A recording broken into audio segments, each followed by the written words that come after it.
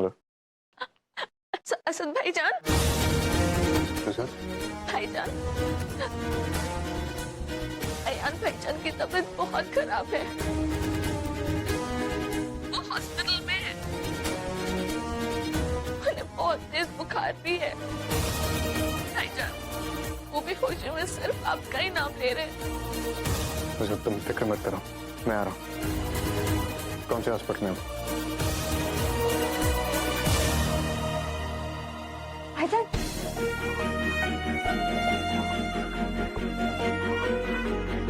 बहन कैसे? उनकी तबीयत बहुत खराब है। अम्मी और अब्बू डॉक्टर से यही पूछने गए कि आखिर उन्हें हुआ क्या है।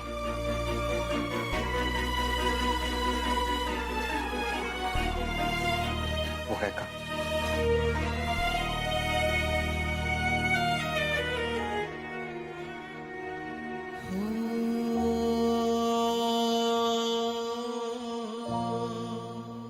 आज के बाद तुम अयान से कभी नहीं मिलोगे।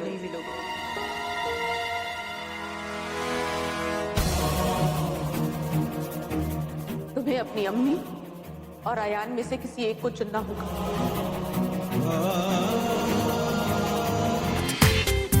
पूरा एपिसोड देखिए ZEE5 पर।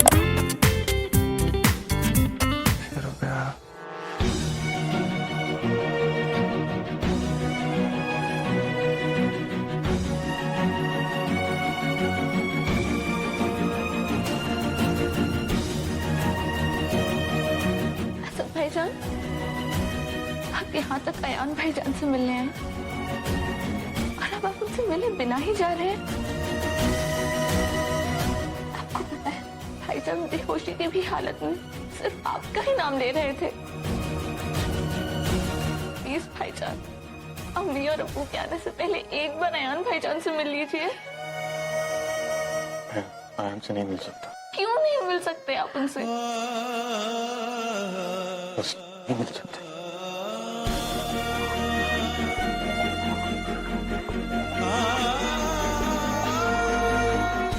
अयान भाईजान से मिले बगैर ही क्यों चले गए? पता नहीं, लेकिन कोई बहुत बड़ी बात होगी।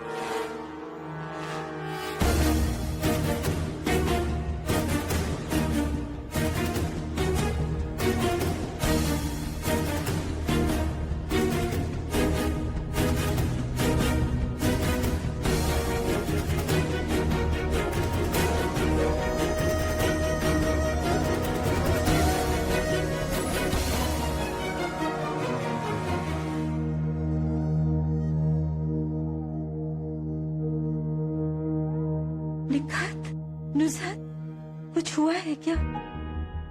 भाई,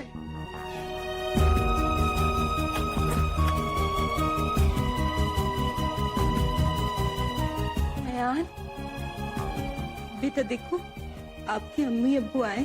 मुझे मेरा भाई चाहिए।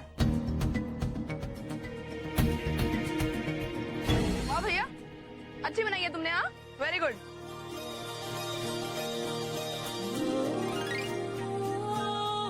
हेलो,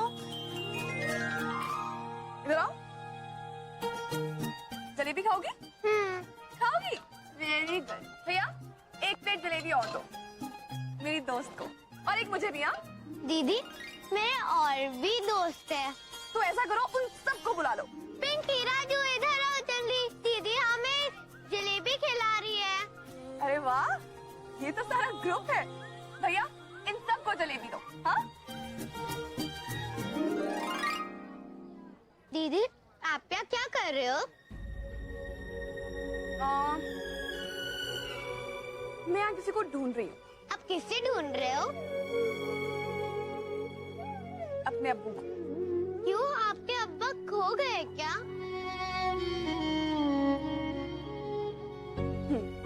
मेरे भी अब्बू खो गए। मेरी अम्मी कहती है कि वो हमें छोड़ के चले गए। पर दीदी, आप उदास मत होइए, आपको आपके अब्बू जल्द ही मिल जाएंगे।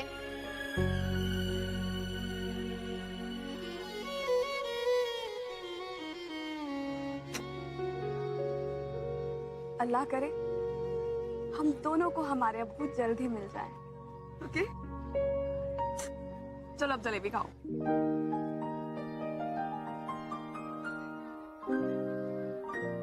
जरा सुनो बेटा, जी अंकल। तुम वही हो ना जो कुछ दिन पहले इस इलाके में एक पुरानी तस्वीर में से किसी को ढूंढ रही थी? यस यस अंकल जी। या बेटा, जब तुम चली गई थी तब मुझे कुछ इल्म हुआ था। क्या वो तुम्हारे पास इस वक्त वो तस्वीर है? जी बिल्कुल। या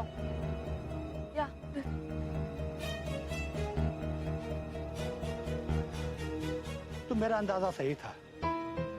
ये जैसी शेरवानी इन साहिब ने पहन रखी है, ये जो जिनका चेहरा तो ठीक से दिखाई नहीं दे रहा है, जी जी। ऐसी शेरवानियां तो मेरे अब्बा की दुकान पे ही सिला करते थे और बहुत कम रईस लोग इसे पहनते थे। फिर तो अंकल आपके अब्बू इन लोगों को जानते होंगे ना? यकीनन जानते होंगे बेटा, लेकिन अब वो कहाँ रहे बेटा? बहुत साल पहले उनका इंतकाल हो गया था। लेकिन तुम मायूस मत हो बेटा, ये पुराने लोग जो है ना, ये इनके बही खाते बहुत ही सही तरीके से रखते थे। वो मेरे पास कुछ पुराने रसीदें पड़ी हैं, मैं उन्हें निकाल कर देखता हूँ। और ऐसी शेरवानियां तो ज्यादा से ज्यादा 4-5 खानदानों में ही जाती होंगी। अंकल आपका बहुत एहसान होगा अगर आप उन लोगों में से किसी एक ही कांटेक्ट डिटेल्स में मुझे दे दें बस। उसके बाद मैं अपने आप कोई ना कोई क्लू ढूंढ लूंगी। बेशक बेटा, बेशक। तुम ऐसा करो बेटा कि मुझे अपना नंबर दे दो, या और जैसे ही मुझे पता चलेगा मैं तुम्हें इत्तला कर दूंगा। जी मैं देखती। आज भी कभी कभी उठ के आंखों से आंसू निकल आते हैं।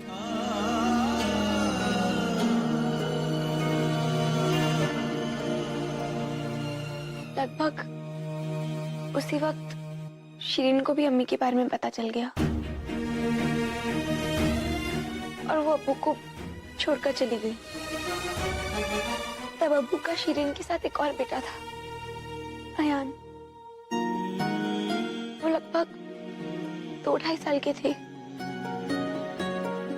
अब्बू अयान भाईजान को अपने साथ घर ले आए।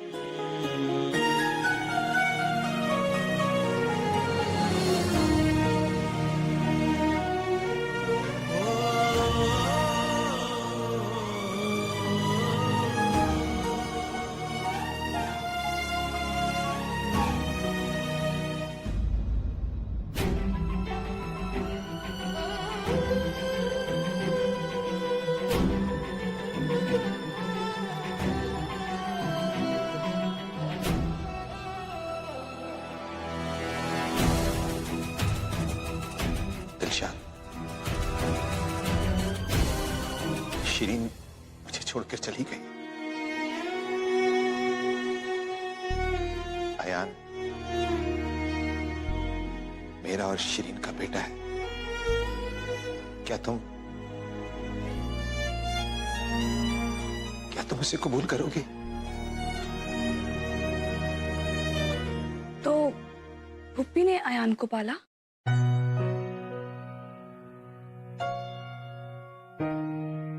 अम्मी बहुत गमज़दा थी और मैं भी होने वाली थी, तो उनकी तबीयत अक्सर खराब रहती थी।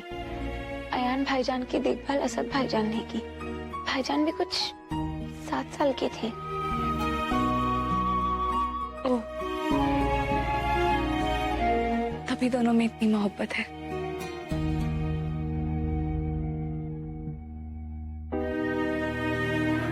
अयान भाईजान असद भाईजान को अपना सब कुछ मानते हैं। दोनों परिवारों के बीच जो कुछ भी हुआ, उसका असर कभी भी भाइयों के रिश्ते पर नहीं पड़ा। भाईजान ने मुझे कभी बताया तो नहीं, लेकिन मैं जानती थी कि वो दोनों छुप छुप कर मिलते थे। 1-2 मर्तबा मैंने अयान भाईजान को छुप छुप कर घर आते देखा है।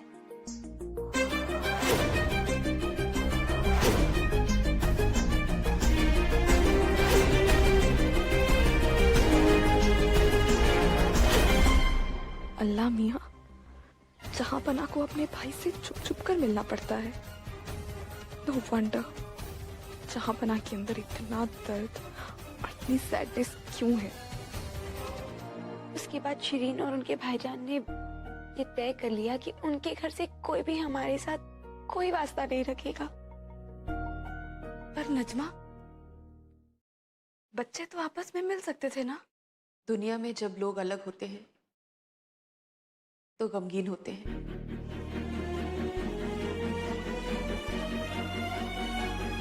लेकिन ये दोनों बदनसीब तो ऐसे हैं कि जब साथ होते हैं तो गमज़दा होते हैं, क्योंकि एक दूसरे को देखकर इन्हें अपना टूटा हुआ घर याद आता है। और ऐसा रिश्ता जो खुशी से ज्यादा गम दे, उसका टूट जाना ही बेहतर होता है।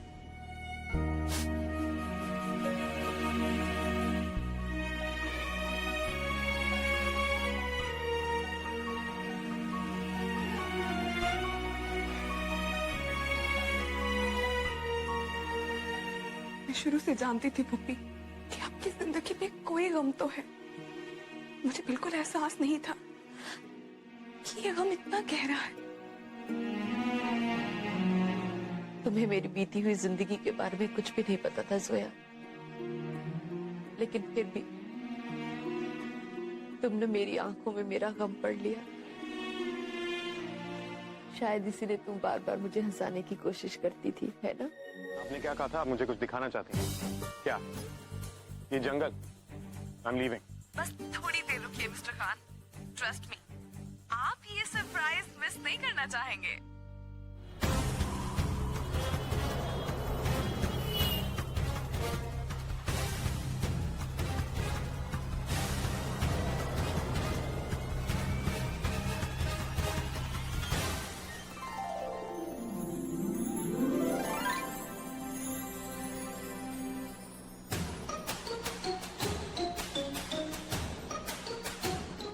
मुझे कहाँ लेके जा रहे हैं?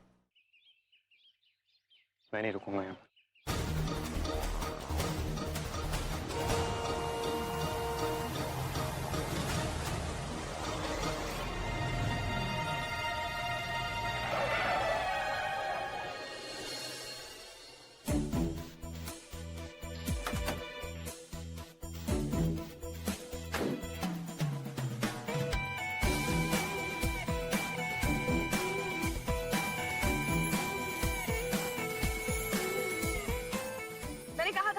कि मेरे पास आपके लिए एक सरप्राइज है, तो here it is।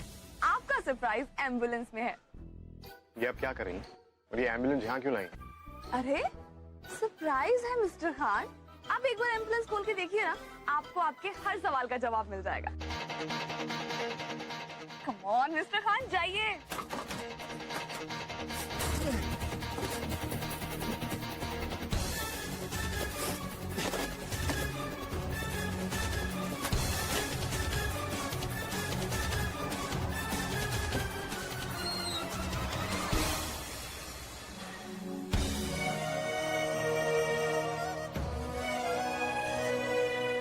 भाई,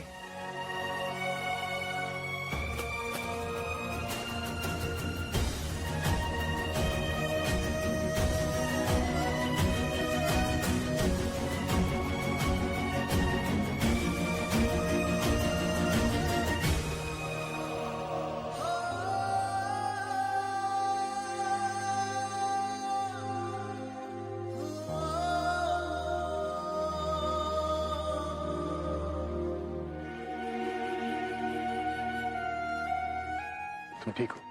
हाँ भाई, जो काम दवा और दुआ नहीं कर पाए वो आपकी एक झलक में करती। लेकिन भाईजान, आप यहाँ पे आए कैसे? और ये सब किया किसने?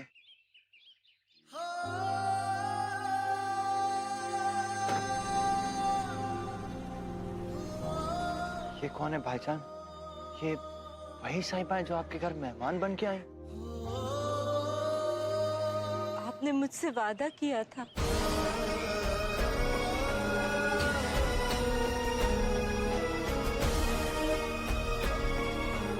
हम जानते हैं अयान को बहकाने वाला और कोई नहीं, ये है सिद्दीकी साहब।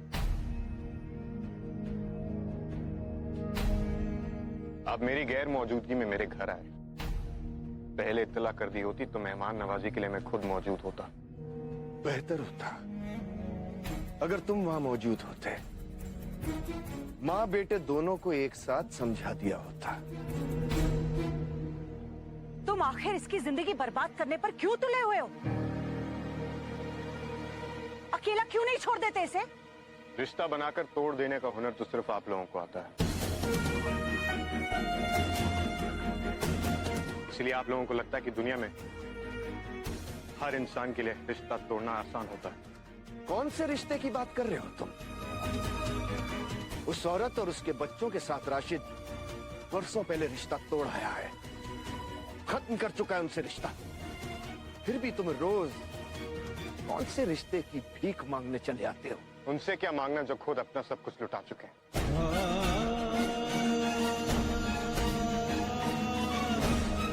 रही बात आपकी, जिसे भीख मांगनी होती वही दूसरों के दरवाजे पर जाया करते हैं, और आप खुद हमारे दरवाजे पर आए। अपनी जुबान को गुस्से पर काबू रखिए।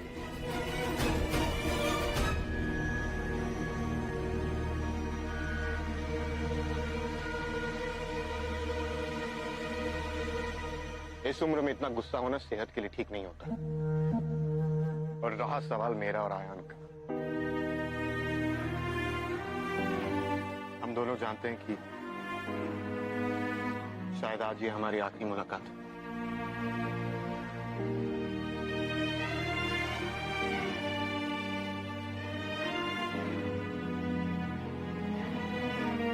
और आज भी हम इत्तेफाक से ही मिले। झूठ बोलते हो तुम। अयान को हॉस्पिटल से तुम्हारे अलावा यहाँ कौन ला सकता है? कौन है यहाँ तुम्हारे अलावा?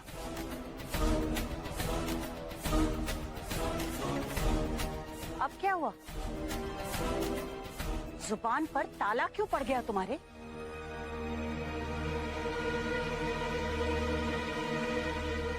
चलो यहां से।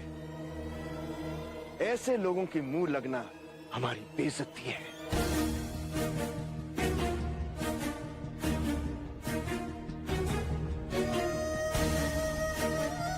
जो किया वो मैंने किया है, तभी मैंने ये सब कुछ इतना सीक्रेटली किया। किसने कहा था आपको ये सब करने के लिए?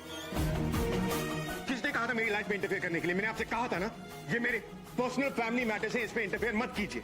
तब भी अपने सके दोबारा मेरी जिंदगी में दखल मत दीजिएगा।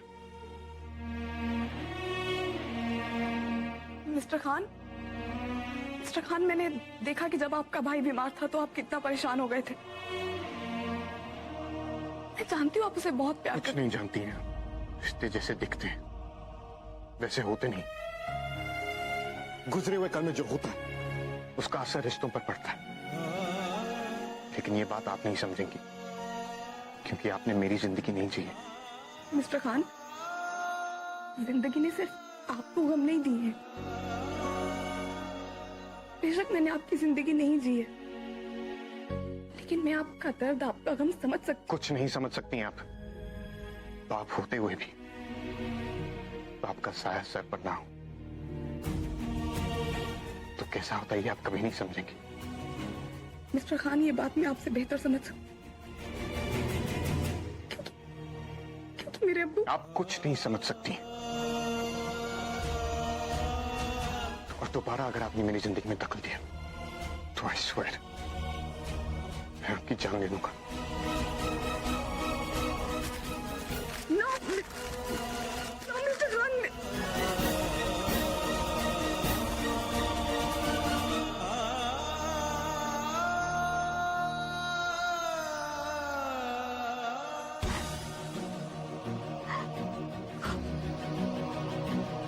मिस्टर खान, आपको कोई आइडिया आपने क्या पढ़ा? Do you even know what it was? You what?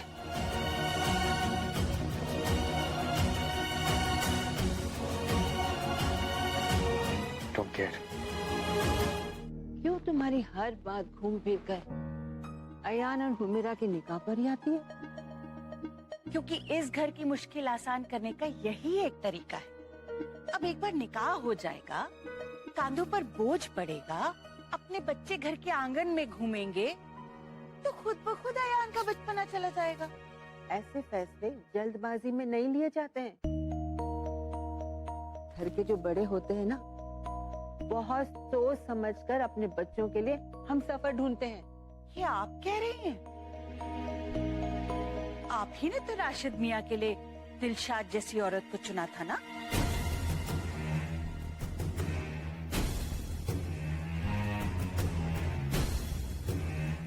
Dilshad और राशिद का निकाह करवाकर हमने कोई गलती नहीं की। या अल्लाह, तो आपका कहने का मतलब है कि शिरीन से निकाह करा के आपने गलती की?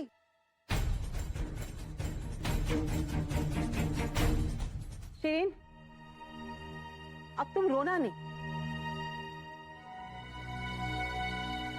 रजिया, तुम हमारी हर बात को तोड़ मोड़ कर उसका कुछ अलग मतलब क्यों निकाल लेती हो? हमारा कहने का मतलब ये था कि रहने दीजिए। अम्मी, आप मुझे वहां जाने के लिए कह रही हैं? आपको पता है वहां क्या हो रहा है? क्या हुआ है सर? देखिए, टीवी पर आ रहा होगा। इंदौर के पास मंगलपुर नाम के एक गांव में सामने आया समाज का एक डरावना चेहरा। वहां एक युगल प्रेमी लापता है। आशंका है कि उनकी हत्या कर दी गई, वो भी सिर्फ इसलिए क्योंकि उन्होंने अपनी बिरादरी से बाहर शादी की। देखा आपने? आपको एक्चुअली दिलावर मामू को कहना चाहिए कि वो यहाँ आ जाए और अपनी बेटी की शादी यहीं भोपाल से करें। कैसी बातें कर रहे हो असद? हम में से अगर कोई नहीं गया तो उन्हें बहुत बुरा लगेगा। अम्मी, एक्चुअली मुझे यहाँ बहुत काम है, तो आप लोग हुए। अगर नजमा के एग्जाम्स नहीं होते तो मैं जरूर जाती। देखो, जब तुम दोनों बहुत छोटे थे तो दिलावर भाईजान ने बहुत मदद की थी, और आज जब उनकी बेटी की शादी है तो हम में से कोई नहीं जाएगा क्या? ठीक है, मैं कल सुबह निकल जाऊंगा। अम्मी, मैं आज आयान से मिला था।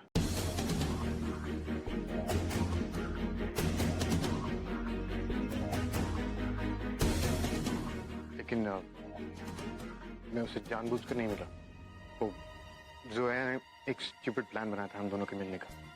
उसका कहना है कि आपने कसम मुझे दी थी, उसे नहीं, और वो कसम उसने तोड़ी क्योंकि उसे लग रहा था मैं आयान से मिलने के लिए बहुत बेचैन हूं।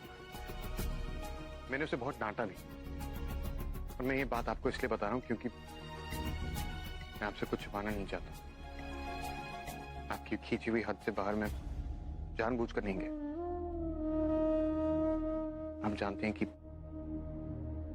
आपकी कसम से बढ़कर मेरे लिए दुनिया में और कुछ नहीं है। ऐसा कभी नहीं होगा, और आज भी ऐसा नहीं होता। लेकिन वो सोया, she's just a very stupid girl। मुझे पता है, सोया बहुत ही बेवकूफ लड़की है। इतनी बेवकूफ लड़की कि तुम्हें खुशी देने के लिए वो सारा इल्जाम अपने सर पे भी ले सकती है। मैं जानती हूं कि मेरा असद ऐसा नहीं है।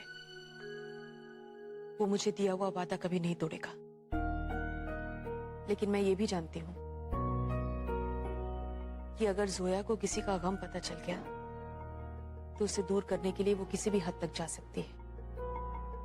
मैं जानती हूं असद, उसके तरीके भले ही गलत हो, लेकिन नीयत सही है। इसलिए तुम इस बेचारी को प्लीज कुछ मत कहना। अम्मी, वो बेचारी नहीं है, और उसका हमारी जिंदगी में दखल देने का कोई हक नहीं। उसके लिए हर चीज एक मजाक है। हम पर क्या गुजर रही है उसकी इंटेंसिटी का उसे कोई अंदाजा नहीं। वो क्या जाने दर्द क्या होता है। और कितनी देर आप लोग सब बातें करते रहेंगे?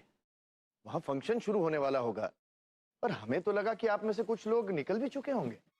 सब किस्मत की लक है, इसमें क्या शक है। भाईजान, आयान की तबीयत ठीक नहीं है, उसे हल्का सा बुखार है। उसे किसी भी वक्त किसी चीज की जरूरत पड़ सकती है। ऐसी हालत में उसे छोड़ के जाने का दिल नहीं कर रहा। शिरीन ठीक कह रही है भाभी, उसकी देखभाल के लिए यहाँ पे कोई तो होना चाहिए ना। अरे राशिद में आप लोग इतनी फिक्र क्यों कर रहे हैं? मैंने पहले ही इसका इंतजाम कर दिया है। हुमैरा रुक रही है आयान के साथ। अब देखिए ना, उसके इम्तिहान है, पढ़ाई के लिए उसे रुकना ही है।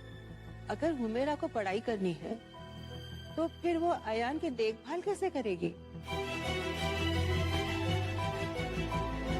एक काम करते हैं, मैं रुक जाती हूँ। अरे आप कैसी बातें कर रही हैं? आपका जाना तो बेहद जरूरी है। इशरत आपा ने खास कहलवाया है। कितना मानती हैं वो आपको। वो तो बात ठीक है रजिया, लेकिन मेरी तरफ से हामी भरने से पहले एक बार तो मुझसे पूछ लिया होता। अरे बड़ी भी, अपनों के दिल की बात तो हमेशा पता होती है, पूछना थोड़ा ही पड़ता है। हुमेरा, हाँ बेटा, तुम अयान पर नजर जमाए रखना, देखना उसे किसी चीज की जरूरत ना पड़े। हाँ जी अम्मी। ओहो भाभी, अगर ये बेचारी अयान पे नजरें जमाए रखेगी तो इसकी नजरें थक नहीं जाएंगी। ओह शीरीन, अरे मेरा मतलब है कि अयान का ख्याल रखना। ओ अच्छा। हम लोगों को चलना चाहिए, हसीना और उसके घर वाले भी वहाँ पर होंगे। जी चलो, आओ। निकत नुसरत, गिफ्ट उठा लो, आइए। अल्लाह, भाभी, भाईजान। रजिया, क्या हुआ रजिया? अल्लाह मियाँ, what's wrong with this place? गाड़ी कब मिलेगी ये ड्राइवर की मर्जी और मेरी किस्मत डिसाइड करती है, तो यहाँ की गवर्नमेंट क्या करती है? अब मैं कैसे जाऊँ भोपाल?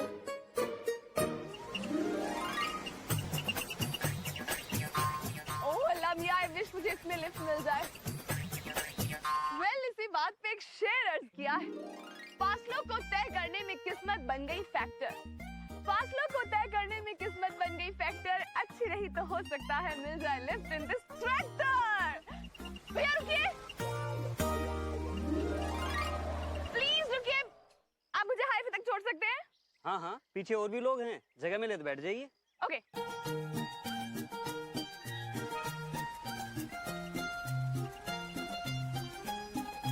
हेलो, आदाब, नमस्ते। लिफ्ट ले ली मैंने इसमें, बस बोल रहे थे पता नहीं कब आएगी।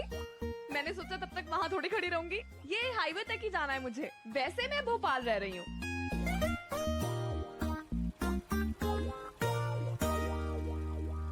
थोड़ा मुश्किल है इस पे बैठना, नहीं? नहीं, इतना भी नहीं है शायद। हवा काफी ठंडी चल रही है, नहीं?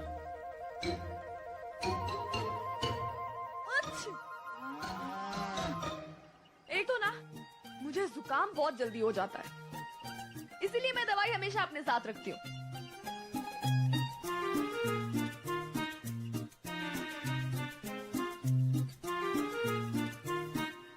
आप मुझे ऐसे क्यों देख रहे हैं? एज इफ मैं कोई एलियन हूँ? ओके, तो आप शायद ये सोच रहे हैं कि मैं कितना बात करती हूँ, यही ना? ये बात है ना, ये करते रहना चाहिए। स्पेशली कहीं जा रहे हो ना तो जरूर बात करनी चाहिए। इसके दो फायदे हैं। पहला तो ये कि सफर जो है वो आसानी से कट जाता है, हंसते हंसते बातें करते करते तो सफर का पता ही नहीं चलता। और दूसरा फायदा ये है कि इससे नींद नहीं आती, वरना मैं बहुत जल्दी सो जाती हूँ। और आप?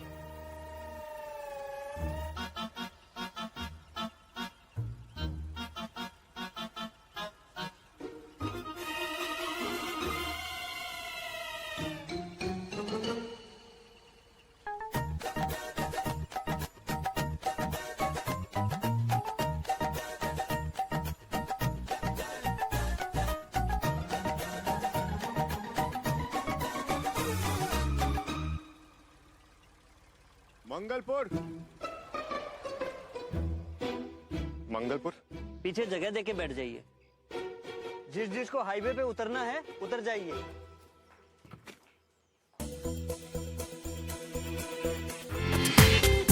पूरा एपिसोड देखिए ZEE5 पर।